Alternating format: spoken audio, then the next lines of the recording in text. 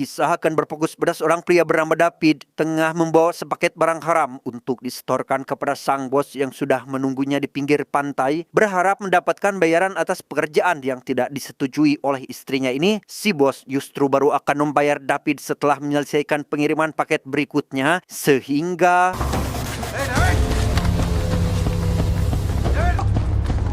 tak terima uangnya dicuri. Si bos berhasil menangkap si David saat berusaha untuk kabur, kemudian berusaha merebut kembali tas uangnya dengan menodongkan sepucuk pistol, tetapi ya, akhirnya si bos terbunuh tepat ketika dua mobil polisi datang ke lokasi. Namun beruntung, David sempat berlari ke dalam hutan hingga ia benar-benar lolos dari pengejaran.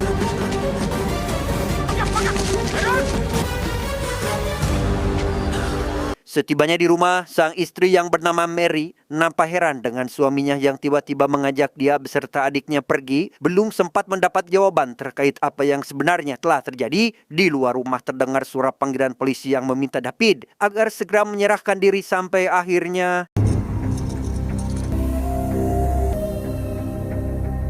7 tahun kemudian, berlokasi di Kecamatan Panolem, Provinsi Goa India, kita akan kembali diperlihatkan pada bangunan kantor polisi, warung makan Martin, dan bengkel elektronik PJ seperti pada film sebelumnya. Tapi sekarang, PJ juga telah membuka perusahaan bioskop sebagai implementasi dalam rangka menyalurkan minatnya dalam dunia perfilman. Sir, कैसी लगी film? Jail जाता है पब्लिक को ऐसी एंडिंग पसंद नहीं। Dan inilah keluarga Vijay, ada Nandini sang istri, serta dua putrinya, yaitu si cikal bernama Anju dan si bungsu yang bernama Anu. Di atas meja makan, mereka masih disibukkan dengan obrolan terkait proses pembuatan film yang sedang Vijay garap dan suatu saat nanti akan ditayangkan secara premier di bioskopnya. सही तो बोल रही है। Berbeda dengan keluarga Vijay yang sangat harmonis dalam kehidupan mereka yang kini sudah jauh lebih sejahtera, di sisi lain mereka mempunyai tetangga baru yang tiada hari tanpa bertengkar. Bagaimana tidak, sang suami yang pengangguran dan pemabuk itu sering melakukan KDRT terhadap istrinya yang bernama Jenny hanya karena tidak memberikan uang untuk membeli minuman. दीदी पे हाथ उठाता है, शर्म नहीं आती?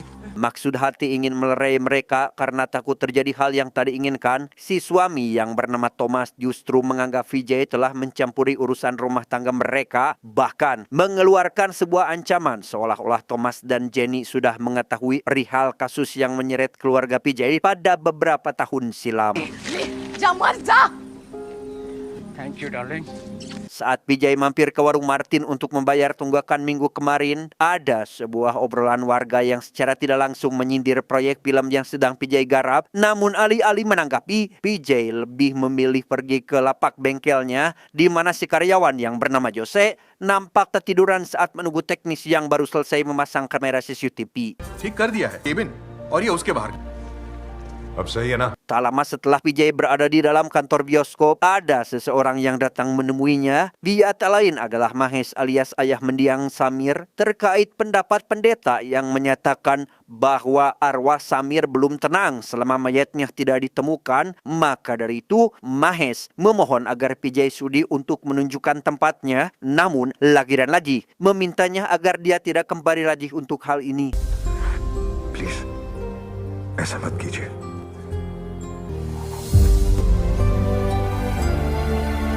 Di sisi lain, Vijay adalah sosok suami yang sangat transparan dalam penggunaan uang, termasuk dalam permodalan proyek filmnya yang bahkan sampai menjual sebidang tanah pada keluarga si Thomas tadi. Dan setelah dijelaskan bahwa tujuannya adalah untuk investasi, Nandini pun paham bahwa yang Vijay tuju semata-mata demi membahagiakan keluarganya juga. Invest किए। फिर आप क्या कर रहे हो? Bicara soal proyek film, PJ bekerja sama dengan seorang penulis naskah senior bernama Murad. Ini orangnya sebuah investasi jangka panjang selain dari aktivitas sosial yang tidak banyak orang tahu, di mana PJ diam-diam menyisihkan uang untuk membantu seseorang penggali kubur bernama Savio yang tergolong kategori kurang mampu. तुम्हारी बेटी की शादी पे नहीं आ पाए, कुछ और भी जरूरत पड़े तो बता देना। Tak hanya Murad, Vijay juga memiliki seorang teman baru bernama kita sebut saja Ramesh. Rencananya dia akan turut dilibatkan dalam syuting film yang belum tentu kapan akan dimulai. Sempat timbul kekhawatiran Ramesh jika akan ada pihak yang mencuri ide cerita film tersebut. Tapi ternyata Vijay sudah lebih dahulu menuangkan semua ide ceritanya dalam bentuk novel, yang mana itu berarti semua karya milik Vijay sudah dilindungi oleh hak cipta. किधर है आपके चरण किधर है प्रभु? Setelah 7 tahun mendekam dalam penjara, akhirnya David kembali menghirup udara bebas. Namun ketika pulang ke rumah, ia bahkan tidak sempat menghabiskan makanan apalagi sesonoan. Ia terpaksa pergi lagi untuk mencari pekerjaan karena semenjak David tiada, Mary hidup serba kekurangan. Untuk biaya harian saja sulit, apalagi jika ditambah dengan risiko menyekolahkan anak. Sementara itu, upacara mengenang kematian Samir tengah berlangsung, sedangkan Mira, sang ibunda mendiang Samir, justru menyendiri sambil menonton video Samir saat masih berusia 3 tahun. Artinya, peristiwa yang telah menyebabkan Samir terbunuh akan terus dan terus teringat oleh Mira sepanjang masa, yang meskipun 7 tahun telah berlalu, ia ternyata masih belum bisa memaafkan pelakunya. 700 साल भी बीत जाए ना तो भी मैं कुछ भूलने वाली नहीं। Singkat cerita, malam yang disertai hujan deras pun tiba. Nandini terpaksa mengundang Jenny untuk menemaninya. Sesama perempuan, Nandini bertanya mengenai rencana Jenny yang sempat akan mencarikan pasangan untuk Anju. Namun, betapa terkejutnya Nandini saat mendengar apa yang dikatakan Jenny, bahwa orang yang sempat akan melamar pun membatalkan niatnya karena setelah mengetahui rumor terkait Anju dengan Samir dan kejadian setelahnya.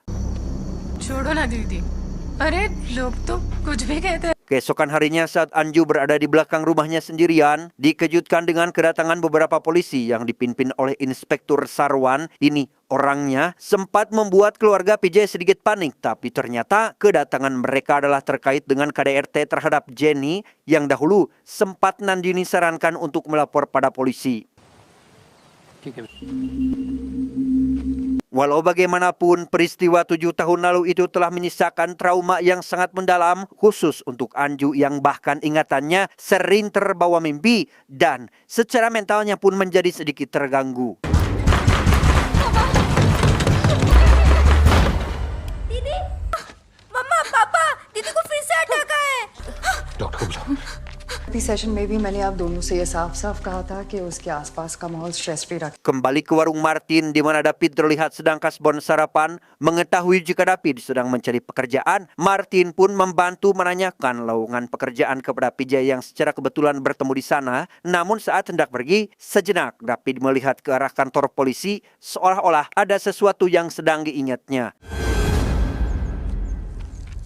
Sementara PJ masih bersama Ramesh hingga larut malam, Nandini kembali meminta Jenny menemaninya sambil sedikit ngagosip tentang suami masing-masing. Sampai-sampai Nandini kebablasan terkait satu hal yang PJ selalu meminta dia untuk tetap merahasiakannya. मगर मेरा दिल कह रहा है खतरा अभी टला नहीं है। Masih di malam yang sama, Inspektur Sarwan mendapat perintah dari Kapolres untuk menjemput seorang anggota yang sedang dalam masa skorsing dari tugas. Dia tak lain adalah Gaitonde untuk dibawa menghadap Kapolres pada malam itu juga. क्या बात करते हो IG sir? हाँ? Dan inilah Pak Kapolres pengganti Mira yang telah dipecat. Beliau bernama Tarun. Sepintas terlihat sedikit aneh dengan dia yang tengah bermain catur sendirian. Namun bagi Tarun, itulah cara mengasah keahliannya di bidang strategi. Karena untuk mengetahui kelemahan musuh, maka harus bisa memposisikan raga dan pikiran seolah berperan sebagai musuh itu sendiri. बैठो। Tanpa basa-basi, Tarun langsung to the point ke inti tujuan mendatangkan Gaitonde, yakni terkait kasus PJ 7 tahun lalu, di mana Tarun memastikan bahwa tuduhan Gaitonde terhadap PJ adalah benar. Begitupun menurut Mira yang ternyata juga ada di sana. Namun yang menarik di sini adalah katanya sekarang Mira sudah memiliki bukti kuat untuk memvalidasi tuduhan tersebut. Lantas, bukti apakah Ramlan? Madam आपने कहा कि कोई एविडेंस है।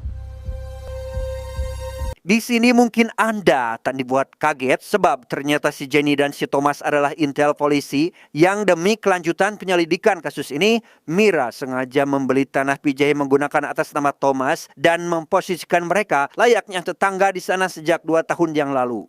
Dari hasil pendekatan selama 2 tahun itulah, mereka mengakui bahwa PJ adalah orang cerdas dan sangat berhati-hati, berbeda dengan Nandini yang akhirnya terjebak dan secara tidak langsung telah mengakui kesalahannya sendiri, padahal Jenny dan Thomas sudah memasang alat untuk merekam semua percakapannya tersebut.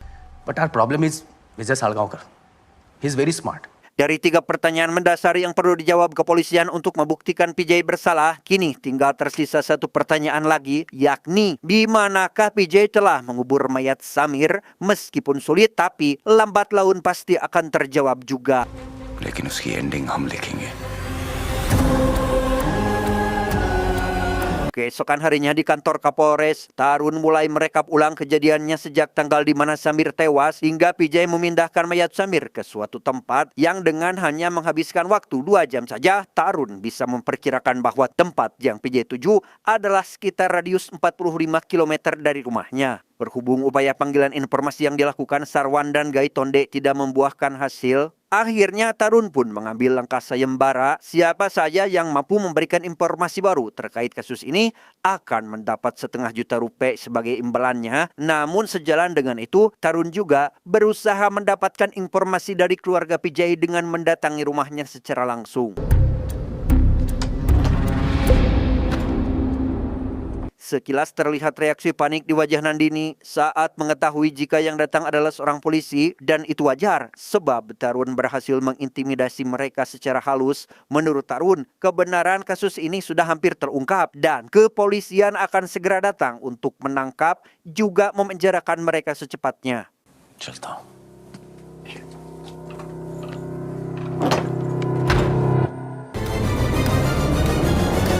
Belum reda dari kepanikan barusan, Nandini semakin dibuat panik lagi oleh kedatangan Jenny yang tiba-tiba menyampaikan sebuah rumor bahwa kepolisian telah menemukan mayat Samir yang dikubur di pemakaman dekat gereja, yang atas hal tersebut PJ diminta segera pulang untuk membicarakannya. Ajay तुम जल्दी से घर आ जाओ हाँ. Terlepas apapun reaksi PJ yang terlihat tenang dan tetap mengingatkan Nandini untuk tidak membahas hal ini, rupa-rupanya rumor tersebut adalah bagian strategi pancingan yang sengaja Tarun dan kepolisian terapkan, berharap kepanikan Nandini akan memaksa PJ untuk berkata jujur terkait tempat Samir dikuburkan, tapi ternyata मैं तुम्हें नहीं बता सकता.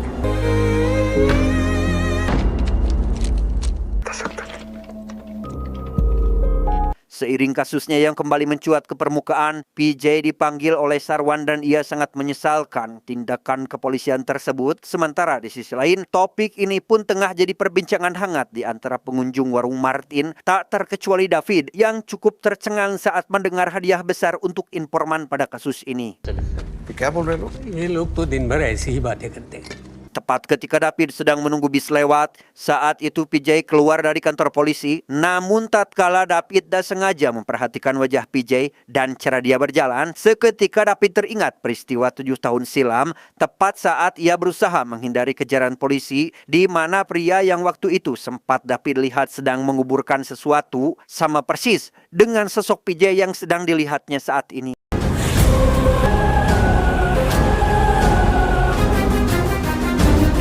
Merasa yakin bahwa pria dimaksud adalah PJ, David yang sedang sangat membutuhkan uang pun akhirnya mendatangi suatu tempat untuk bertemu kepolisian dan baru akan menceritakan semua yang dia lihat waktu itu setelah benar-benar mendapatkan uangnya. 25 लाख रुपए. Sempat diragukan oleh Mira karena David meminta hadiahnya dinaikkan menjadi 5 kali lipat dari yang sudah ditentukan, sekalipun Gaitonde mencoba mengintimidasi dengan sebuah kekerasan. Namun David yang bahkan sudah terbiasa dengan hal itu saat di penjara pun justru mengancam bahwa PJ pasti akan berani membayar dia lebih banyak sebagai uang tutup mulut. अगर मुझे पता चला कि तुम झूठ बोल रहे हो, मैं क्या पागल है क्या साहब? Berlokasi di ruang utama kantor kepolisian Penolem, tempat di mana David akan menerima semua uangnya, dan betapa tercengangnya mereka tatkala David menyebutkan bahwa mayat Samir dikubur tepat di lokasi mereka berdiri saat ini. तो तो मैं खुद विजय को व्याकुच तपनाते देखा था। तो ये था इसका confidence. Setelah semua dirasa cukup masuk akal dan supaya segera terungkap seperti apa kebenarannya, maka proses penggalian pun segera dilakukan. अरे सुबह खाना नहीं खाया था क्या?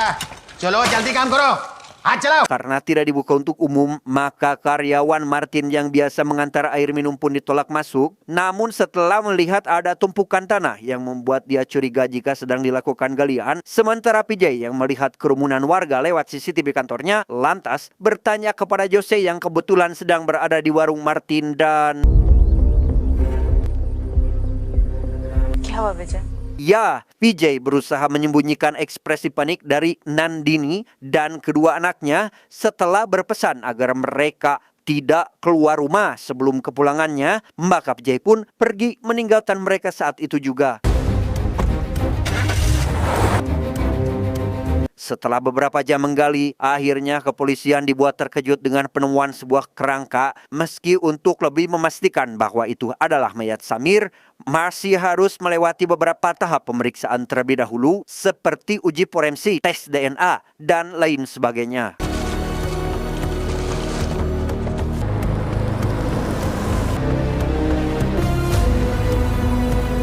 Tanpa harus mendatangi lokasi, PJ terlihat begitu pasrah saat petugas forensik membawa kardus kerangkanya, apalagi ketika melihat Gaitonde yang ternyata berada di balik upaya penggalian tersebut.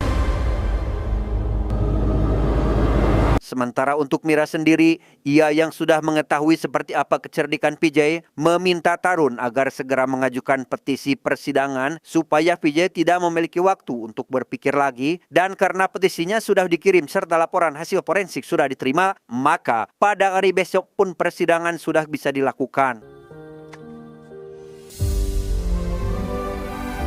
Sambil menunggu jadwal persidangan itulah, PJ sekeluarga dibawa ke sebuah ruangan untuk diinterogasi, meski secara garis besarnya sudah terjawab oleh narasi pengakuan Nandini sendiri, dan mereka baru tahu bahwa ternyata Jenny dan Thomas adalah polisi mata-mata yang kemudian menyerahkan hasil rekaman percakapannya.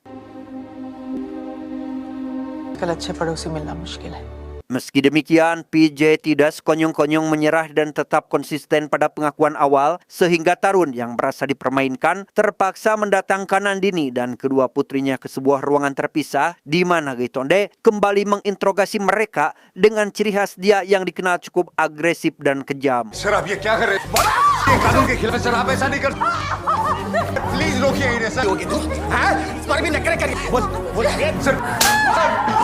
Setelah melewati proses interogasi keras yang bahkan membuat Anju jatuh pingsan, tak tega melihat keluarganya lagi dan lagi menjadi sasaran penyiksaan polisi, PJ yang tak punya pilihan pun terpaksa mengambil sebuah keputusan akhir, yakni membuat pengakuan langsung di depan kamera yang nantinya akan dijadikan bukti di pengadilan. Terlepas dari pengakuan PJ di sini berbeda dengan kronologi yang sebenarnya, tetapi semuanya 100% dilakukan oleh dia sendiri tanpa melibatkan Anju dan keluarganya yang lain, dan tidak mengekspos aib keluarga Mira sama sekali.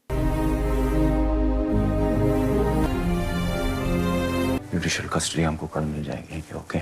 Saat malam hari tiba, Nandini nampak sangat menyesal karena semuanya berawal dari dia keceplosan ngobrol kepada Jenny. Sementara Anju hanya bisa menangis karena begitu besarnya tanggung jawab sang ayah yang sampai-sampai mengorbankan diri sendiri agar Anju tidak terseret lebih jauh ke dalam kasus ini. Tepat pada hari di mana persidangan akan digelar, PJ digiring petugas kepolisian tanpa ada sedikit pun perlawanan. Meski Gaitonde nampak begitu puas dengan keadaan ini, namun satu hal yang tidak disadari Gaitonde adalah bahwa ternyata semua ini masih belum berakhir.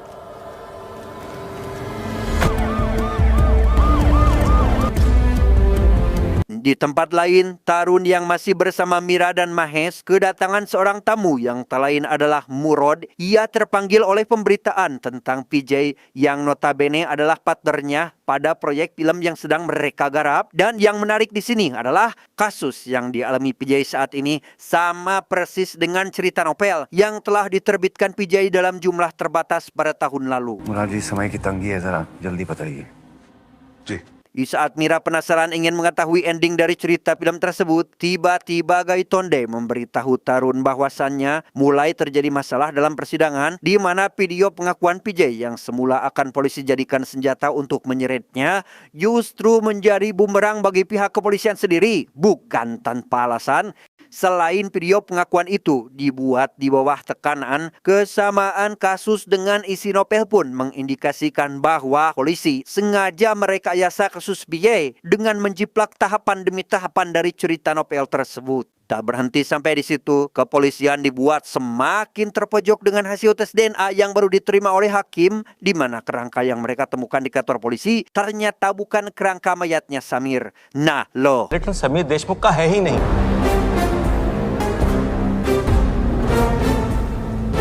Ternyata memang seperti itulah klimaks pada alur film yang akan digarap PJ tersebut. Menurut Murad, PJ telah mengantisipasi segala kemungkinan ini dengan sangat teliti dari jauh-jauh hari. Bahkan kedekatan Murad dengan kepolisian pun dimanfaatkan PJ, yang setelah informasi dari kepolisian didapatkan, PJ berhasil menemukan kerangka manusia yang semuanya mirip dengan kondisi mayat Samir atas bantuan dari Savio sebagai balasan atas kebaikan PJ terhadapnya selama ini. Masih mengacu pada informasi kepolisian yang baru disampaikan tersebut, PJ mulai menjalin kedekatan dengan Rames yang ternyata merupakan security departemen forensik dengan iming-iming akan dilibatkan dalam filmnya. Dan mengikuti kebiasaannya yang hobi minum, Rames bahkan sempat memperlihatkan setiap ruangan di dalam kantornya, termasuk penyimpanan kunci dan juga penyimpanan kerangka sebelum dilakukan tes DNA. Hingga saat kerangka mayat Samir ditemukan dan dibawa oleh petugas forensik untuk dilakukan tes, PJ pun segera membawa kerangka pemberian Savio tadi yang ketika para petugas sudah pada pulang, sementara Rames pada saat itu sudah ngejoprak setelah dicekoki minuman, maka di situ PJ pun mulai menjalankan aksinya.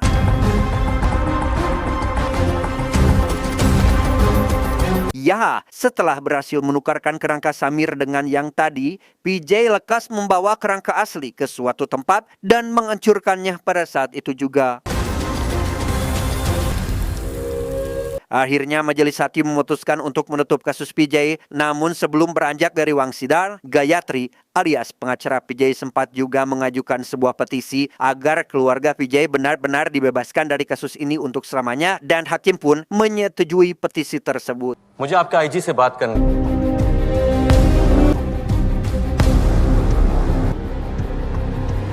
Ternyata sampai sejauh itulah kecerdasan yang dimiliki PJ, seseorang yang mendapat pengetahuan dan pengalaman hanya dari menonton alur cerita film. Bahkan Tarun yang dikenal seorang ahli strategi kepolisian pun tidak berkutik ketika harus berhadapan dengannya. Di hadapan hakim, Tarun mewakili atas nama kepolisian mengaku kalah. Bukan berarti mereka salah, melainkan karena lemah dalam artian tidak memiliki bukti bahwa PJ bersalah. Padahal kenyataannya PJ sendiri mengaku bersalah hingga ketika berpapasan dengan Mira dan Mahesh, dia bahkan tidak sanggup lagi untuk berhadapan wajah.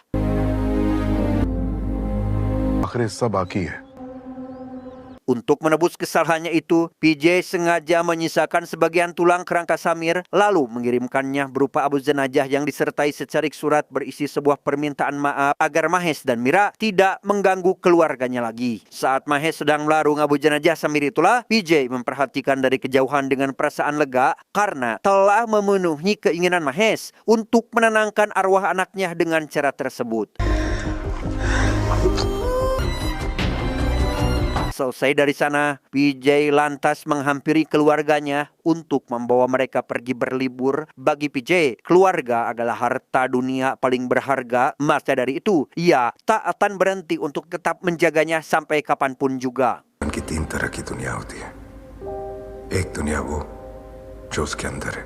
Tamat, ending yang sangat membagongkan.